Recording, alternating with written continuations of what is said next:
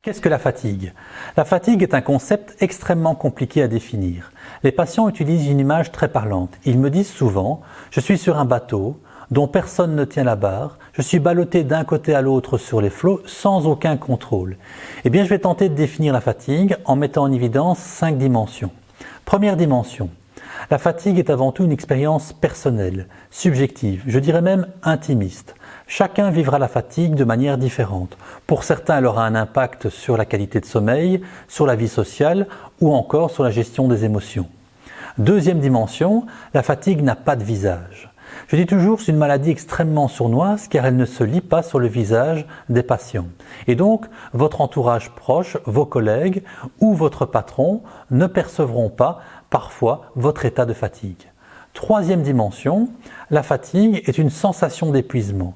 Une sensation d'épuisement que ni la sieste ni le repos ne viennent apaiser. Autrement dit, vous vous endormez fatigué et vous vous réveillez tout aussi fatigué. Quatrième dimension, la fatigue peut avoir différentes manifestations. Des manifestations physiques, les bâillements, les yeux rouges, le regard vide ou encore des lourdeurs. Des manifestations émotionnelles, la tristesse, le sentiment de culpabilité. Des manifestations comportementales, l'irritabilité ou au contraire l'euphorie. Ou encore des manifestations cognitives, perte de concentration, difficulté d'expression, difficulté de tenir une conversation. Cinquième dimension, la fatigue peut avoir des conséquences à court terme ou à long terme. Des conséquences à court terme sur votre vie sociale, votre vie professionnelle, votre vie intime, la gestion de vos émotions, sur la qualité de votre sommeil, la confiance que vous pouvez avoir en vous-même.